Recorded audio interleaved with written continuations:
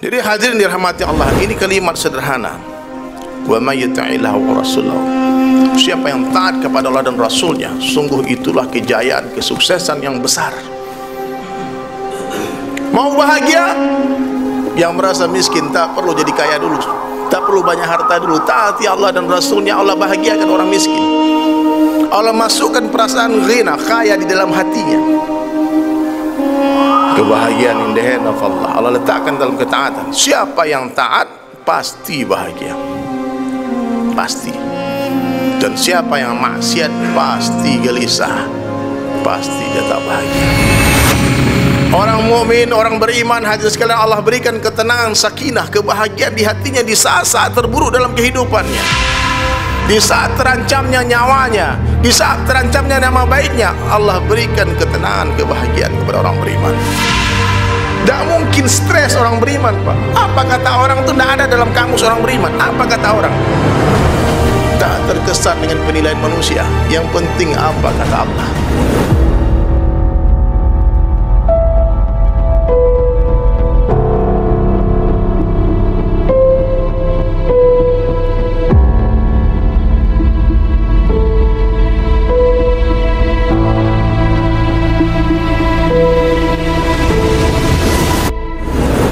Wallahi, kata Rasulullah SAW, tidak ada kehidupan kecuali kehidupan akhir.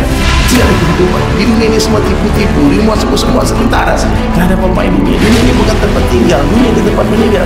Dunia ini bukan tempat tinggal kita, dunia adalah tempat yang akan kita tinggalkan. Dunia bukan tempat berhayal, dunia tempat beramal. Sekarang kita di atas tanah, tak lama lagi tanah di atas kita. Sekarang dunia nyata, akhirat cerita. Setelah mati, akhirat nyata, dunia tinggal cerita. Makanya kamu berhijrah, bertaubat sekarang. Jangan tunggu nanti keburu mati. Jangan tunggu kapan-kapan nanti keburu dikafani.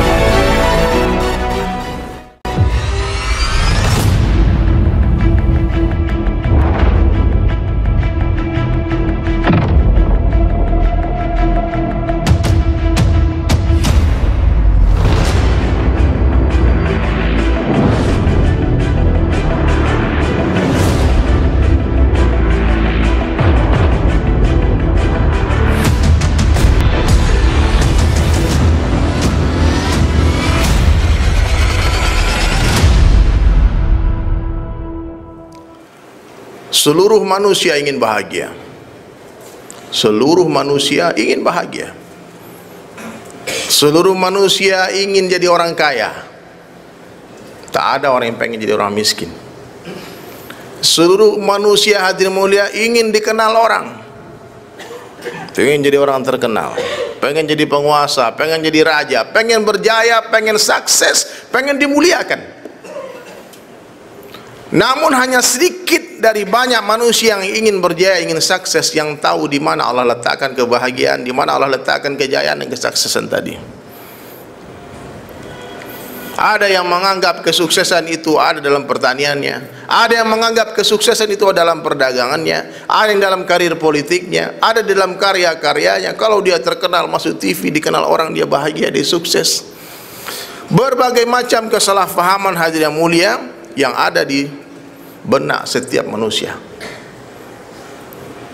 Padahal hadirin, Allah Ta'ala adalah zat yang maha adil. Kebahagiaan, kesuksesan milik kita semua, bukan milik orang kaya saja, bukan milik raja-raja saja, bukan milik orang-orang yang terkenal saja. Tapi kesuksesan, hadirin mulia, Allah jelaskan siapa yang mentaati Allah dan Rasulnya, sungguh itulah kesuksesan yang azim, yang besar. Jadi kalau tuan-tuan semua ingin jadi orang kaya, jadilah orang beriman, taati Allah dan Rasulnya. Allah akan berikan kekayaan, hadirin mulia, bukan hanya di dunia, tapi sampai di surga nanti. Orang beriman itu kaya semua, Pak. Apa orang kaya? Orang kaya adalah orang yang merasa cukup. Orang meskipun punya uang triliunan, Pak, kalau kurang, miskin itu. Orang beriman semua kaya. Setiap hari dia terbangun pagi, hadirin mulia, dia pergi ke masjid, sholat 2 rakaat sebelum subuh, dan dia yakin Allah telah berikan dia sesuatu yang lebih baik daripada dunia beserta isinya. Raka'atain fajri khairan minad dunya wa ma fiha. 2 rakaat sholat sunat sebelum sholat subuh itu lebih berharga daripada seluruh dunia beserta isinya. Siapa yang lebih kaya daripada orang beriman? Tak ada, Pak. Maka kalau kita pengen jadi orang kaya, hadirin mulia, jadilah orang beriman. Allah akan berikan kekayaan di dunia yang sementara dan di akhirat yang selama-lamanya. Tanpa iman, tanpa amal, tanpa ketaatan kepada Allah dan Rasulnya, hadirin mulia, apa yang ada di diri mereka, orang-orang yang ingkar kepada Allah, sampah semua. Tak lebih berharga daripada 11 sayap nyamuk. Tetesan air, kata Nabi, celupkan ujung jari telunjuk kalian ke samudera yang luas, dan lihatlah satu tetes air yang ada di ujung jari kalian. Hadhihi dunya, itulah dunia yang hari ini diperebutkan semua orang. Orang mukmin tak berminat dengan tetesan air, dia ingin samudera yang luas. Jadi hadirin dirahmati Allah, ini kalimat sederhana. Wa may yuti'illah wa rasulahu, siapa yang taat kepada Allah dan Rasulnya, sungguh itulah kejayaan, kesuksesan yang besar. Mau bahagia? Yang merasa miskin tak perlu jadi kaya dulu, tak perlu banyak harta dulu. Taati Allah dan Rasulnya, Allah bahagiakan orang miskin. Allah masukkan perasaan ghina, kaya di dalam hatinya. Allah mampu membahagiakan orang miskin tanpa memberi dia harta, dan Allah mampu menghinakan, menyusahkan, menghancurkan orang-orang kaya tanpa mengambil hartanya. Kebahagiaan indahnya Allah, Allah letakkan dalam ketaatan. Siapa yang taat pasti bahagia, pasti. Dan siapa yang maksiat pasti gelisah, pasti dia tak bahagia. Hadirin sekalian, apa yang ditakutkan oleh manusia selain kematian? Apa, Pak? Tercemarnya nama baik, kemiskinan dan sebagainya. Orang mukmin tak takut, Pak, namanya tercemar. Orang mukmin, orang beriman, hadirin sekalian, Allah berikan ketenangan, sakinah, kebahagiaan di hatinya di saat-saat terburuk dalam kehidupannya, di saat terancamnya nyawanya, di saat terancamnya nama baiknya. Allah berikan ketenangan, kebahagiaan kepada orang beriman. Orang beriman tahu dia digunjing, difitnah sama orang, dia tersenyum. Kenapa dia tersenyum? Karena dia yakin sedang terjadi transfer amal dari buku catatan amal orang itu ke buku dia. Maha suci Engkau ya Allah yang telah memberikan aku pahala tanpa bersusah payah. Tidak mungkin stres orang beriman, Pak. Apa kata orang itu tidak ada dalam kamus orang beriman. Apa kata orang? Tak terkesan dengan penilaian manusia. Yang penting apa kata Allah. Hari aneh-aneh ketakutan, Pak. Takut ini, takut itu. Ketakutan akan kemiskinan itu lebih menyakitkan daripada kemiskinan itu sendiri. Banyak orang, Pak, susah hidupnya sekarang, memikirkan 20 tahun lagi nanti bagaimana. Nah, padahal dia belum tentu hidup sampai besok pagi. Angan-angan lebih panjang dari umur. Maka hadirin, kita luruskan lagi kesalahpahaman kita hari ini. Muliakan manusia karena agamanya. Ini orang-orang mukmin nih, Pak, orang Islam, baik laki-laki ataupun wanita, adalah calon raja dan ratu di syurga. Mesti kita muliakan seluruh orang beriman sebagaimana memuliakan seorang raja dan ratu. Janganlah lukai hati saudara muslim hanya gara-gara perbedaan pendapat, furu'iyah, tak sepaham, kita caci maki saudara muslim kita, kita kafirkan mereka. Hati-hati, kata Abu Imam Ghazali rahmatullahi alaih, selama satu orang itu masih salat menghadap ke kiblat, dia sujud kepada Allah, jangan sekali-kali kalian katakan mereka kafir. Mudah sekali kita membid'ahkan ahlu sunnah hanya gara-gara perbedaan pendapat. Hati-hati, Pak, menghakimi orang mukmin sebagai kafir, orang ahlu sunnah sebagai orang bid'ah, dosanya sangat besar. Maka mulai hari ini hadir, mulai perbaiki semua kehidupan, islah diri kita masing-masing. Apa yang harus kita lakukan hari ini semua? Kita belajar memperbaiki diri kita. Kita mati-matian sekarang berusaha menyalah-nyalahkan diri kita, mencari kesalahan diri kita. Karena untuk menyalahkan orang lain tak perlu belajar, anak kecil pun bisa. Anak tak sholat, istri tak mau tutup aurat, siapa yang salah? Saya yang salah. Kenapa dia masih mabuk-mabukan? Kenapa dia tak mau ke masjid? Siapa yang salah? Saya yang salah. Saya tak pernah doakan mereka, saya tak pernah menangis untuk mereka, saya tak pernah datangi rumah mereka. Jangan-jangan dia tak mau ke masjid gara-gara saya ada di masjid, dia benci sama saya. Jadi menyalahkan orang lain, Pak, anak kecil bisa. Yang susah itu belajar menyalahkan diri kita. Inilah sifatnya baginda Rasulullah sallallahu alaihi wasallam ketika beliau dilempar di Taif, berdarah, hadirin mulia, mengalir darah, ditampung sama Nabi sallallahu alaihi wasallam. Sendal beliau basah dengan darah, mengalir darah. Datang malaikat menawarkan, apa yang kamu mau Muhammad? Kalau engkau mau aku angkat nih 2 gunung, aku hancurkan Taif.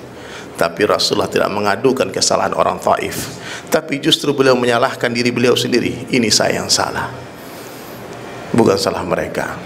Saya tak pandai berdakwah. Kalau bukan mereka yang terima agama, mudah-mudahan anak cucu mereka mau menerima Islam. Akhirnya dari anak-anak orang Taif, Islam tersebar ke seluruh dunia, hadirin mulia. Wafatnya Rasulullah sallallahu alaihi wasallam, suatu kota Taif datang kepada Abu Bakar bersyahadat masuk Islam. Jadi hadirin mulia, kita mesti berhusnuzan kepada Allah, berhusnuzan kepada hamba-hamba Allah. Jadi orang baik saja, Pak. Orang baik itu dia selalu bicara yang baik-baik. Dia lihat kebaikan, dia sebar kebaikan. Dilihat keburukan, dia tutupi keburukan. Orang baik itu suka mendengar perkara yang baik-baik, melihat perkara yang baik-baik, memikirkan perkara yang baik-baik. Itu orang baik.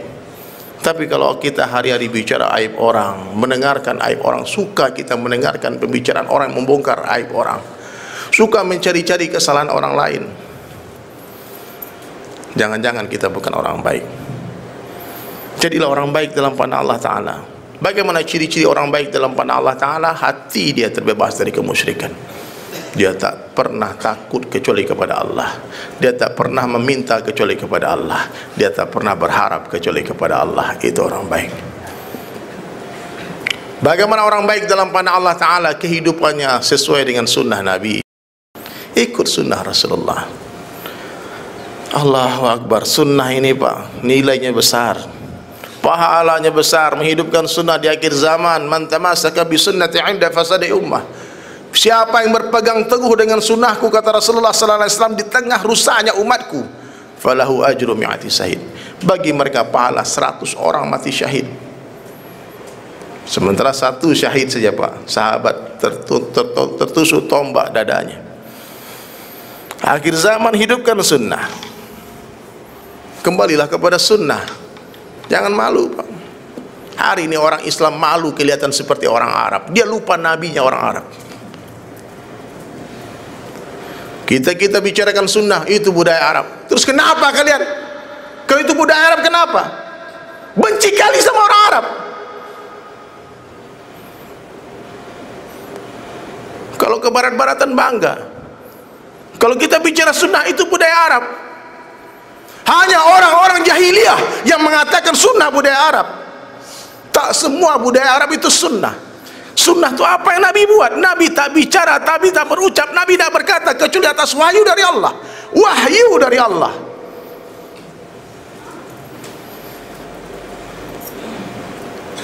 Miswak, sunnah. Sampai hari kiamat tak sama itu siwak kayu itu, Pak, dengan plastik yang kita gosok-gosokkan ke gigi kita setiap hari. Tak sama nilainya. 2 rakaat dengan bersiwak lebih baik daripada 70 rakaat tanpa bersiwak. Tanya semua ulama hadis itu. Sahih itu hadis, Pak.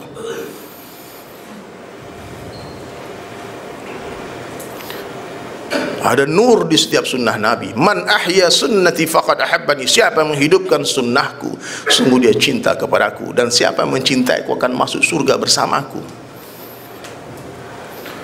Meskipun kita tak mampu menghidupkan sunnah 100%, tolong jangan tinggalkan sunnah 100%. Amalkan semampunya. Yang tak mampu kita amalkan istighfar saja, Pak. Istighfar. Dulu para sahabat menghidupkan sunnah karena itu sunnah. Hari ini umat Rasulullah meninggalkan sunnah karena itu sunnah. Orang kalau mencintai seseorang, hadirin sekalian, dia akan mencintai sesuatu yang berhubungan dengan kekasihnya. Qais mencintai Laila. Dia masuk ke kotanya Laila, dia ciumin setiap jengkal tembok-tembok, dinding-dinding di kotanya Laila. Orang-orang bertanya, Qais, kamu gila, majnun. Kenapa kau cium ini tembok-tembok? Apa beliau katakan? Bukan kecintaanku kepada kota ini yang menggetarkan hatiku, tapi kekasihku Laila tinggal di kota ini. Kalau kita cinta Allah, cintai Rasulullah, karena Rasulullah paling dicintai oleh Allah. Mencintai segala sesuatu yang berhubungan dengan Rasulullah, dan puncaknya cintailah umatnya Rasulullah sallallahu alaihi wasallam, karena tiada yang lebih Nabi cintai melebihi umatnya. Ya Rabbi ummati, ummati, ummati. Bapak kalau sayang sama umat Nabi, Pak, dakwahlah, Pak. Datangi umat Nabi ke rumah-rumah mereka. Umat Nabi sekarang seperti orang buta dan tuli. Kita kirim dia surat ke rumah, dia tak bisa baca. Kita bikin spanduk besar-besar, undang dia ke masjid, dia tak baca, orang buta. Kita perbesar speaker masjid, tambah lagi toa untuk memperbesarkan biar dia dengar, percuma karena dia tuli. Bagaimana solusi untuk menyelamatkan orang buta dan tuli? Hadirin mulia, datangi rumahnya, gendong dia ke masjid, rangkul dia ke tempat pengobatan matanya, biar melihat lagi mata hatinya, biar mendengar lagi telinganya. Bukan telinga zahir, Pak. Hati ini punya telinga juga, punya suara juga. Ada suara hati, ada mata hati. Di mana perbaikannya? Di masjid. Ajak umat kepada Allah. Di mana? Di rumahnya Allah, di masjid. Makmurkan masjid. Innama ya'muru masajid Allah man amana billah wal yaumil akhir wa qimis shalah wa itaz zakah wa lam yakhsha illallah. Hanyalah orang-orang yang beriman yang memakmurkan masjid-masjid Allah, mereka lah orang yang beriman kepada Allah. Bapak mengaku iman sama Allah dan Rasulnya, tak sholat 5 waktu berjamaah di masjid, pasti bapak sedang berdusta, mau tipu Allah. Ya, Pak. 2 waktu sholat kata Nabi berat bagi orang munafik, subuh dan isya. Bapak punya staf, tak sholat subuh di jamaah di masjid, dia tak sholat isya berjamaah. Lisan Nabi tak pernah berdusta sekalipun seumur hidupnya. Orang munafik berat bagi mereka sholat subuh dan isya di masjid. Maka mulai hari ini hadirin mulia, kita azam supaya hilang kemunafikan di hati kita, biar kita tak lagi berdusta kepada Allah, kepada umatnya Rasulullah sallallahu alaihi wasallam. Jagalah 5 waktu berjamaah di masjid. Dalam sebuah hadis hadirin mulia, siapa yang sholat berjamaah selama 40 hari, 40 days, tanpa tertinggal takbiratul ula bersama imam, imam takbir dia di belakang, tak masbuk selama 40 hari, maka Allah berjanji akan bebaskan dia dari 2 perkara. Pertama dari sifat munafik, yang kedua dari api neraka jahanam. Pak, sebelum mati amalkan ini hadis, Pak. 40 hari di masjid, belum azan kita duduk di masjid, tunggu waktu sholat.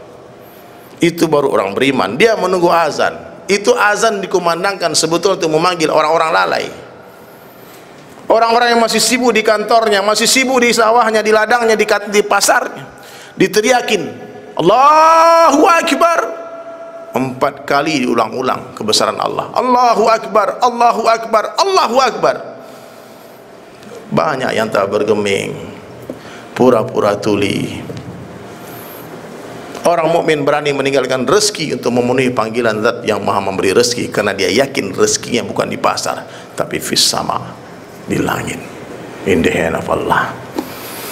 Jadi hadirin mulia, jadilah orang mukmin. Orang mukmin di dunia bahagia, dia tak takut dengan siapapun, dengan penilaian orang dia enggak takut. Penilaian orang enggak penting. Apalah artinya seluruh dunia menyanjung kita, mengatakan kita orang baik, Allah katakan tidak. Yang penting penilaian Allah. Kemudian yang kedua hadirin mulia, orang yang beriman di kuburnya Allah akan berikan kubur seluas mata memandang, dibukakan jendela surga, dia diistirahatkan di kuburnya seperti tertidurnya seorang pengantin baru. Kuburnya orang mukmin seperti taman-taman surga. Makanya orang beriman tak takut mati. Kematian bagi orang beriman lebih manis dari madu. Hari yang ditunggu-tunggu, hari raya lebaran, gerbang perjumpaan dengan Allah adalah kematian. Kemudian di mahsyar Allah berikan catatan amal dari sebelah kanan, dan Allah dudukkan orang-orang mukmin di atas mimbar-mimbar cahaya.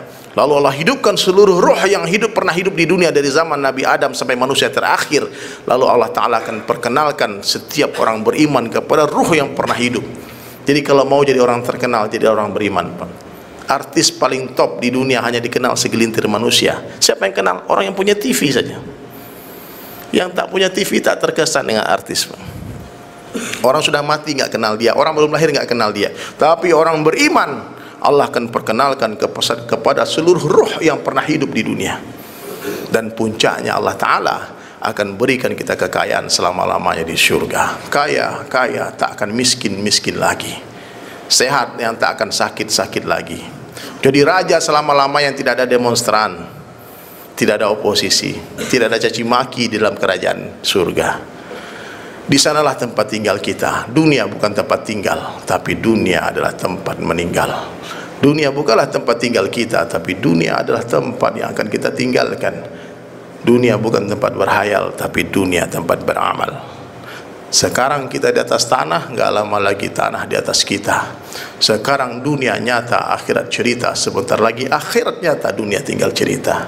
Makanya bertaubatlah. Bertobatlah wahai saudara-saudaraku sekalian. Jangan tunggu nanti keburu mati. Jangan tunggu kapan-kapan nanti keburu dikafani. Berlarilah kepada Allah. Fafirru ilallah.